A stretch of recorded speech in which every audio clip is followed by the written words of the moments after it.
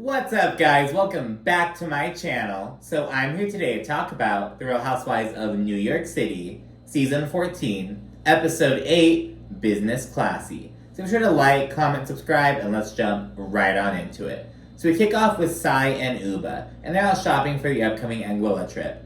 And Sai's also kind of filling Uba in on some of the situations, because Uba's been out for the past 2 episodes. She hasn't been with the group in 2 or 3 weeks because she's been sick the whole fucking time. So she kind of hones in on how Jenna was kind of being too promotional with her gifts. Sai says that she loves all the gifts, but she thinks that Jenna has the intention of getting ladies to share on their socials. Brynn also kind of expressed this sentiment later on. I just want to point out right here and now, Jenna Lyons has more followers than Sai and Brynn. And Sai's whole thing is being an influencer, blah, blah, blah. Jenna isn't even a fucking influencer. But Jenna has more followers than Brynn. Than Brynn, but Sai. You know what I mean? And so it's you guys are sitting here oh, Jenna wants us to share her shit on our socials. Jenna could share her shit herself. And she has it showing on the fucking show. It's just so stupid. But yeah, she feels Jenna shares these things with the intention of them, posting them on social. And Sai's unless you're giving me some money, I can't be giving you this free promo, because what Sai does, for a living. Sai acknowledges that only one item in Jenna's goodie bag that she gave at the wreath-making party was one of hers. It was a collab, the little fucking jewelry piece. But at the actual event, Sai was oh, Jenna, this thing is full of your items, full of collabs. There's only one collab in the very bottom. And so talks about that. Sai's just doing the most. I feel everyone, well, not everyone of course, but a lot of people, an overwhelming amount of people, came on liking Sai. We started off kind of vibing with her, but over time, people are just kind of I don't know if it's she's doing too much. She just may just be, I think she may be just too aware. I think she's too aware of the cameras and too aware of what's going on and whatnot, but I don't know. Sai then tells Uba about Aaron being upset and everything. Uba says that, it was shitty of you to leave her her anniversary party without saying bye. So Uba is honest with Sai, and Sai's I was just so hungry.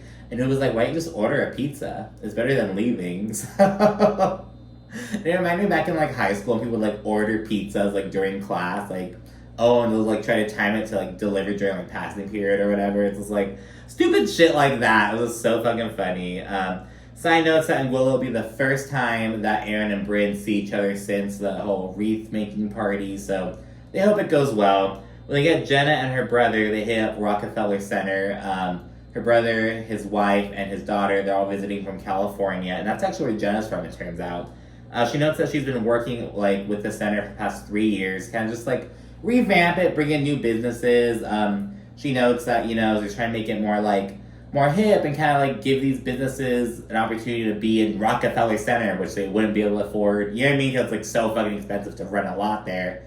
So, just kind of her helping be a visionary. You know what I mean? And she notes that she's excited that at this point in her life that she gets to utilize her talents in different ways. So she had this one job with J. Crew for 27 years. Not just one job, but she was at J. Crew for 27 years. And, now she's dipping into interior design, having her collabs with other people, the Rockefeller Center. She's able to kind of branch out and utilize her experiences differently, which she loves. And that's really fucking cool. That's the dream, right? Just you put in the work and you establish a reputation for yourself, and you get to just kind of go as you please. You know what I mean? Go in these different areas because you're going to kill it. So great on Jenna. While she's chatting with her brother, Jenna mentions about how, she's still kind of self-conscious about her genetic disorder. So I forget the name of it, but something that impacts her hair, teeth, and skin. So with the hair, it's she has little bald patches, I guess. I don't know. We can't really see them. But so she says that. With her teeth, she's had to get a shitload of work done. So she mentions that she's had 13 surgeries over the past 6 years to just work on her teeth. Because it's her teeth will fall out and shit like that. She has these fake ones, that's to put them in. She gets a lot of dental surgery. It's holy shit. And that's so bad. I was so I don't have my wisdom teeth taken out. So it's kind of weird. My wisdom teeth came out, they erupted. but they cause no issues. Like, they're far back, you know what I mean? So, and I was like, oh my god, do I have to get them removed? Because they're so far back, they're like, we have to, like, break your jaw. I'm like, ah! I'm like, no! Like, I'm not, like, scared of going to the dentist, you know what I mean? I'll go get cavities, have them drill shit. Like, it's not a big deal. But with, like, the surgery aspect, like, I have to, like, oh my goodness, I can't.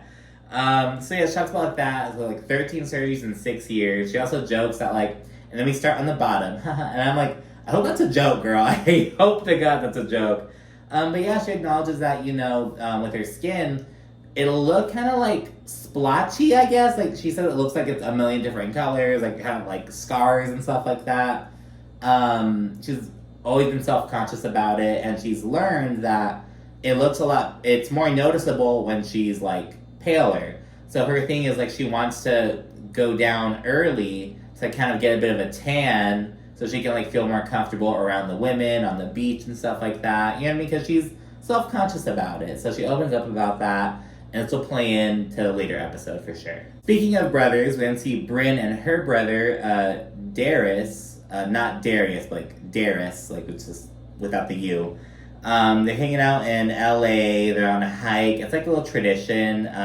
He lives in Seoul, teaching at an international school, and she's in New York City, obviously. So they kind of meet in LA. They both like lived there in the past, so it's like familiar. It's like halfway, so it's like their thing. So they're doing that, and it's so crazy seeing just like the difference between like New York City and LA. Like I don't know, because I'm from Southern California. I'm a bit closer to like San Diego and whatnot, but like, you know, the car culture on, you know, the West Coast is a lot different than the East Coast. They have a lot more, like, public transportation. It's a bit more, like, popularized over there. You know what I mean? Like, and just, like, they build up. So I went to New York City for, like, less than a fucking day. I was just there real quick, and it was just, like, oh, my God. Just, like, the tall buildings. Like, well, like, and then buildings are built that tall where I'm at. You know, get earthquakes and shit. So it's, like, wow. So just seeing the difference, and of course, you know, just so fucking sunny over there. Just an interesting juxtaposition, and we're expecting her to be in LA, you know what I mean? So she's there. The brother says that Brynn's become a bit of an international woman of mystery over the past year, because I guess she's always just jet-setting. She acknowledges that, like, 20% of the time, she's like, oh my gosh, I'm 36, I'm not married, I don't have any kids, oh my gosh. Then she's like, then 80% of the time, I'm like, I'm 36, I'm not married, I have no kids, I'm single, I have the means, fuck it. So she's kind of just like balancing that, you know what I mean? She kind of confirms that, you know, she would be open to settling down with the right guy right away, but she's not sure. She also acknowledges that maybe she just meant to have a baby on her own and, you know, not get married, and that'll be her story. Like, she's open, you know, so she acknowledges that. They both kind of discuss how their upbringing impacted them.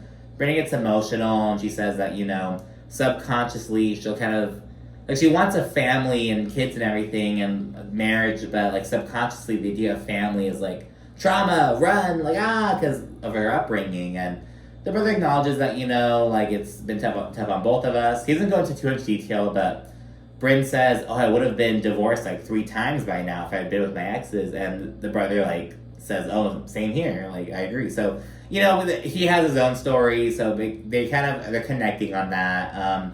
Brynn says that she thinks that he's a lot better at compartmentalizing than she is. So she's on her own journey, he's on his journey, and it's just kind of touching to see them kind of just open up to each other, and is really refreshing. I'm just loving getting to see these new people and the new dynamics with it all around. It's really cool. And this is actually where we see Brynn, like, truly start to open up. So we saw her, like, talk about her childhood a little bit, like, talking about what happened, the trauma really lightly, but now she's kind of touching on how it, like, impacted her, how it had a lasting impact on stuff. So she's really starting to kind of dig a bit deeper, which is good to see. We didn't see Jenna. She's at the house, and I guess she just had one of her dental surgeries, and so Erin drops by with some freshly made butternut squash soup.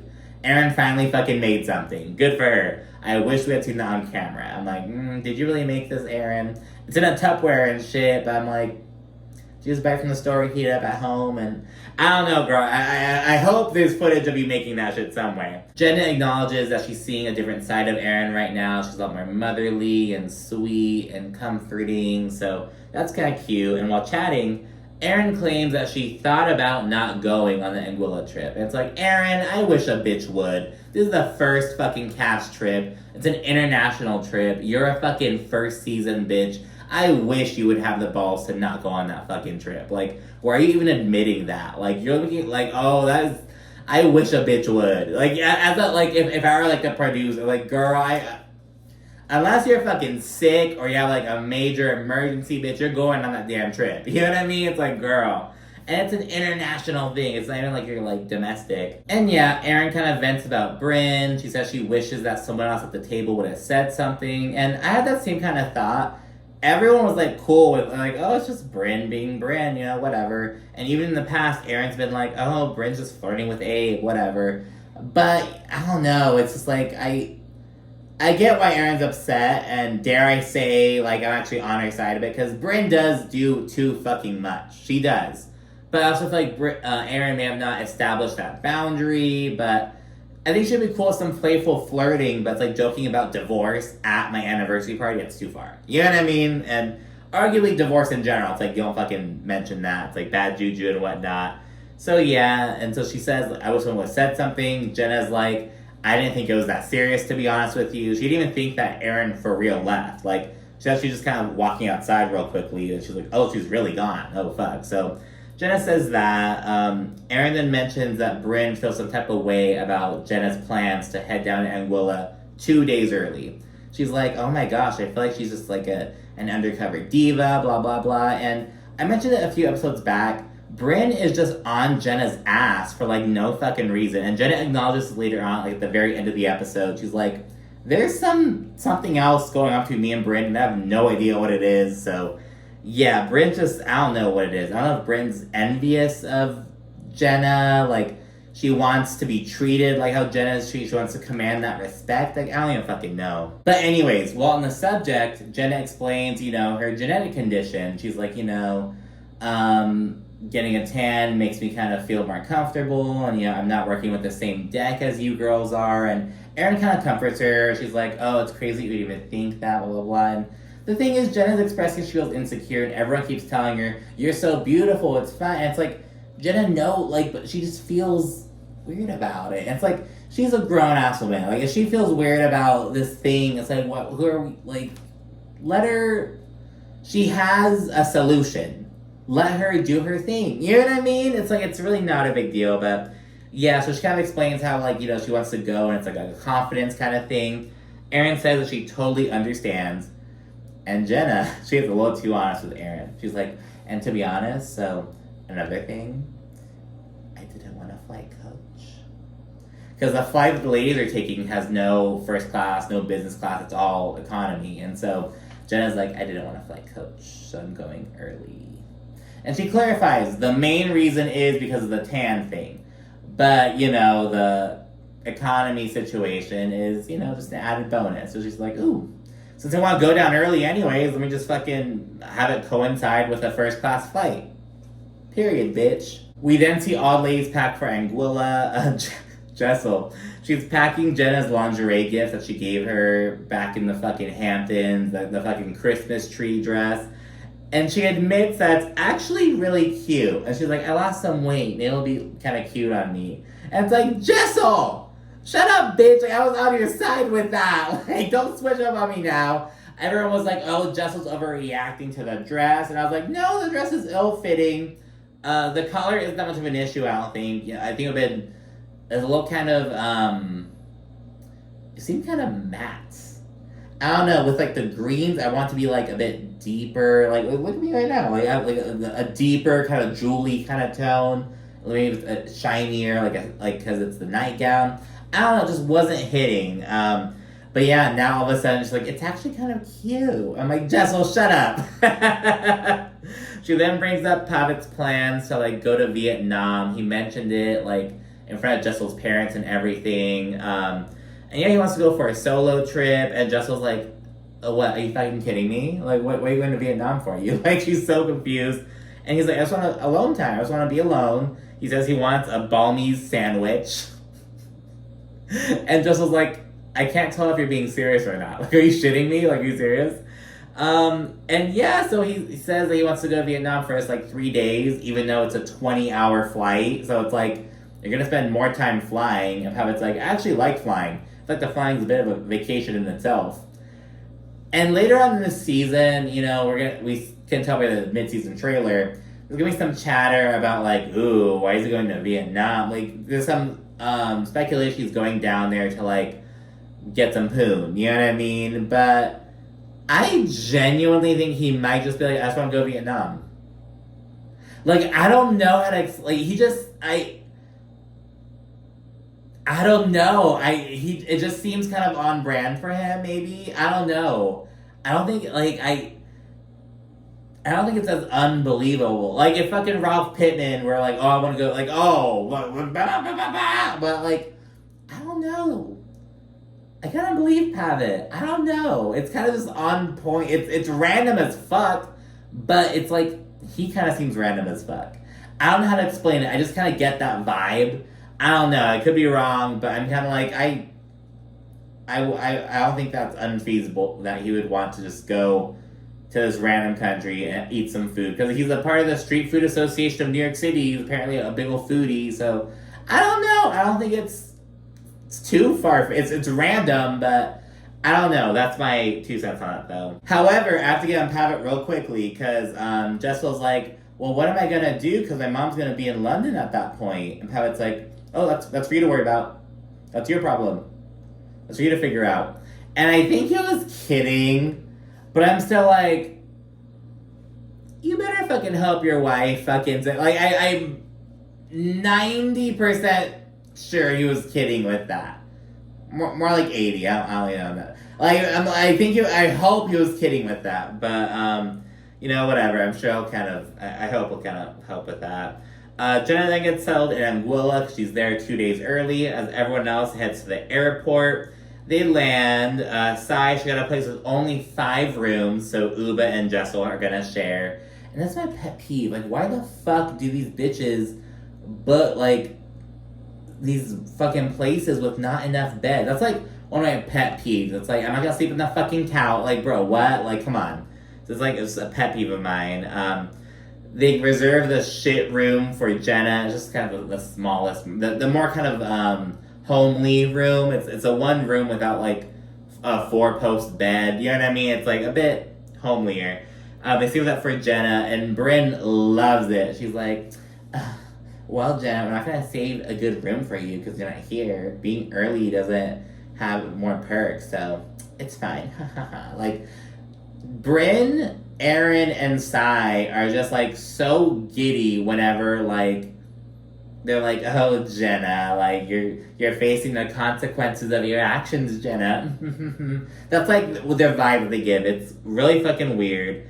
Once they settle in, Aaron gets everyone together and she says, okay, well, so Jenna, she's wanted to come down early to get her tan on, but the truth is she just didn't want to fly coach.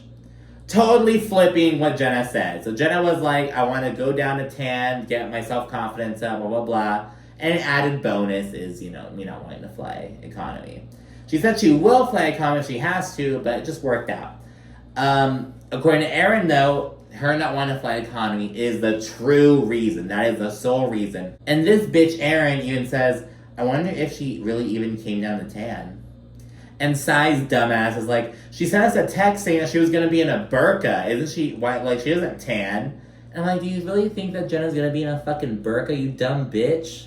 Look what I'm talking about with Sai. She's like, Jenna said she was going to be in a burqa. Why would she be getting a tan? Do you think she's going to be really wearing a burqa on the fucking beach? She's making a joke, Sai. Are you kidding me?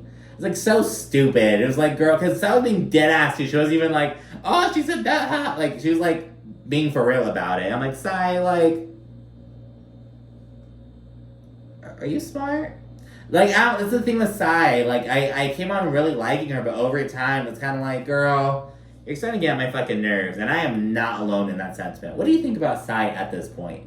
The collective seems to be like, we liked her at first. She was the first So in the first Watch Happens Live after New York City aired, it was all ladies. And then it was Psy and Kenya Moore. So she was kind of like, you know, had some major focus in the very beginning of the season. But it's, I don't know, just not really hitting at this point. Afterwards, everyone goes to kind of chow down. Psy is so proud of the fucking spread that she has. This bitch has hard shell tacos, though. You need a soft shell, bitch. Not these fucking hard shell tacos. Like, girl. They didn't look store-bought. They looked like they were like homemade hard shell, but nonetheless, like, girl, you need the fucking soft tortillas. While eating, Uba says that Jenna can suck her dick. Brynn, she's like, I don't care about Jenna, blah, blah, blah. She doesn't care where she is. Brynn then goes on a whole tirade about how Jenna makes everything into a branding opportunity. Kind of regurgitating some of the shit Psy was saying earlier. Just like, what is it? Like, do you want to be my friend? Or do you just want me to share your shit and promote your stuff? Even though Brynn has half the followers that Jenna has. Do you just want me to promote your shit? No, bitch. Why would she need you to promote her shit? She's promoting her shit herself on The Real Housewives of New York City. And it feels like Brynn is salty that she doesn't have shit to promote herself. It sounds like Psy is like, oh damn, I don't have any collabs out right now to fucking... Like, that's what it's giving. Like, are you bitches upset that Jenna's here marketing her shit? She has shit to, you know, promote and you don't? Is that what it is? Brynn and Psy? I don't know what else it could be. They're so pressed for, like, no reason. She says that Jenna told all her Instagram followers about the gifts that she gave the ladies, which is untrue. Jenna recorded a boxing video. So not an unboxing, but a boxing. And she was like, these are the gifts that I'm giving away this Christmas. She didn't say, these are the gifts that I gave Brynn and the other ladies on Real Housewives of New York. There's a fucking goodie bag. It's like, I don't know. She's talking shit about that. It's really fucking weird. Brynn adds that Jenna never shares anything. She's like, she didn't say anything about her skin condition to us. She didn't open up about anything with her breakup. We don't even know her real name.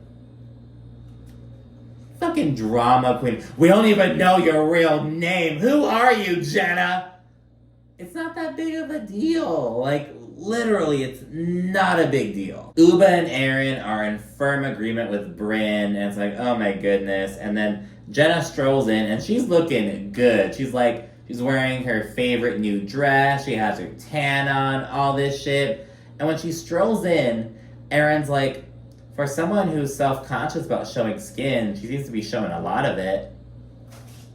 Do you want her to feel embarrassed or not? Like, Aaron, that's such a dumb, pig-headed fucking comment. Like, oh, I thought you were self-conscious. Why are you fucking showing skin now? Because she got the tan and feels more comfortable, like she said. Like, I don't know. It's like, what? Like, what? So stupid. Well, at the table, Psy says that, according to Aaron, Jenna went early because she didn't want to fly coach. And Jenna tries laughing it off. She's like, what? Oh my gosh, that's not true. Oh my gosh. Like, she just kind of laughing it off, but Aaron's like, no, you did say that. And Jenna's like, no, I didn't. And we get the flashback, again, of her saying, you know, I want to get my tan on, and another thing is, you know, I didn't want to fly coach. So yeah, Aaron's taking it totally out of context, and Jenna gives a whole rundown of her skin condition, how tanning makes her feel more comfortable. She also adds that she wanted to kind of get tanned around Christmas time, trying to kind of take a trip somewhere, but she couldn't because her friend got a puppy. So she couldn't take a trip around Christmas time. She then adds, okay, so I want to go to Miami instead, but then I had to get my dental surgery. So I couldn't get a tan beforehand, so I had to come 2 days early, blah, blah, blah. This big old thing. Brynn says that she's so confused. Psy says that she wants Jenna to be straightforward. I'm like, she's trying! She's trying, but she's being put on the fucking spot, and it's, like, so sad. And Jenna's like, okay, well, if I looked like you guys, I wouldn't have come early. And Brynn, oh, don't say that. That is such a cop-out. Brynn, the person who was just fucking sharing and crying in tears in episode 3, opening up, getting support from everyone, is fucking trying to shut Jenna down and invalidate her feelings. Are you fucking kidding me? And Jenna was the one who was kind of offering her the most support as she was sharing. Jenna was right next to her, putting her hand on her, like tearing up and everything. Like she was being like, you know, really connecting with Brynn. And it's like now Jenna's expressing that she felt self-conscious and Brynn's like, that's a cop-out. Girl, fuck you. What do you mean it's a cop-out? And in the next episode, Erin kind of accuses Brynn of lying when she's opening up about something else. So that'll be some fucking karma for Brynn with that. So I can't wait to see that happen. Because it's like, girl, what? So she'll see how that fucking feels. I'm actually really excited to see Brynn get a taste of her own medicine. I'm very excited. Jenna pushes back against Brynn's comment. And she's like, you've never seen my skin, Brynn. And Brynn's like, well, you never open up. I wonder why. I wonder why Jenna doesn't open up. Because every time she does, it backfires. Like, honestly. Jenna then asks Brynn if she's ever seen a photo of her on the red carpet, like, showing skin. And Brynn's like, I don't look at red carpet photos of you. This fucking sassy-ass remark. Everyone at the table laughs, of course. In the confessional, Jenna's like, I'm sure she's seen all the red carpet photos. Brynn, you know you wish that was you on the red carpet. You know you wish that you have the same status as Jenna Lyons. And you don't, and that's fine. But it's like, your actions are suggesting that you're jealous and upset. Like, to be honest, like that's really the vibe that I'm getting from Brynn. I don't know what else it could be. Anyways, then get up and prepare for dinner. Sai and Erin, they're smiling while kind of scolding Jenna in the confessional. Erin's like, actions have consequences, Jenna. And Sai's like, oh, Jenna never expects us to be upset with her. You can't expect us to not be upset, Jenna. Like, just fucking smiling and smirking, like, like, so weird. It's like they recognize that Jenna's a bit above them in terms of her celebrity, her social status, and it's like they're relishing in getting the shit on her when they can. So it's really kind of weird. Brynn then kind of tries kissing Erin's ass inside by having the bellhop bring one of her suitcases up to her room. So Brynn's like, oh, can you take it up to Erin's room and say that Brynn asked me to bring it? You're just fucking ordering the staff around. That's a girl. So pathetic. That's the thing. Brynn is low-key kind of pathetic with some of the things that she pulls. Like, it's like, girl, like, what is this? Like, oh, I'm trying to get into the good graces. Can you take this bag and say that I said... Like, what are you doing? You're not involved in this at all. Like, girl. So, yeah, after getting ready, Jenna then kind of chills with Jessel for a little bit. And Jessel, I must say, is the one person who, like, wasn't shitting on Jenna in this episode. The one time she made a comment about Jenna was when Erin was like, oh, the real reason was that she wanted to fly first class and not fly coach. And Jessel was like, oh, okay. Like, how weird. But she wasn't, like, shitting on Jenna like the other bitches were. So Jessel's kind of, like, acknowledging that, you know, Jenna must feel awful because she was here for 2 days, getting her vacation on early, probably had a great fucking day in the sun, relaxing, and pulled up to see her friends and get ambushed. So Jessel seems to be really connecting with Jenna. And I love this because early in the season, all people are like, oh, Jessel, she doesn't know how to, like, respond to these situations. She's so awkward. She's the only one fucking being empathetic to Jenna in this moment. So, again, Jessel, my queen. Jessel's my favorite. I ride for Jessel, bitch. Oh, my queen. She showed up. I love Jessel. And yeah, while chatting, Jenna acknowledges that, like, there's obviously something between her and Brynn, though she has, like, no fucking idea what it's about. Jessel agrees that Brynn has some kind of animosity towards her. And then we flash to Brynn telling Sai, oh, I respect that she has a skin condition, but you don't tell me anything. I don't know this. Why would she? So, like, the desperation. It's, like, so odd. Brynn and Sai also go on about Jenna providing this, like, runaround story. Like, oh, I wanted to go get a tan during Christmas time. My friend got a puppy. Then we go to Miami, but I couldn't because my dental surgery, and I went down 2 days early. And there's like, oh, I have to go to the bodega. Then I have to fucking make a pit stop and fucking blah, blah, blah. Like, there's, like, making fun of Jenna, basically. Brynn says that Jenna's giving a gazillion excuses. Nothing's adding up. Then we flash back to Jenna. And she tells Jessel, you know, I do what was best for me, and I spent a long time catering to other people, and I'm just not at a point in my life where I want to do that. I didn't want to fucking fly with you guys. So fucking what? And I agree with that. And yeah, Jenna says that she isn't gonna go out of her way to please others, and Jessel supports her, my queen Jessel. And that's it for this episode. So thanks so much for watching. Be sure to like, comment, subscribe, and stay tuned for more. Thanks again. Bye.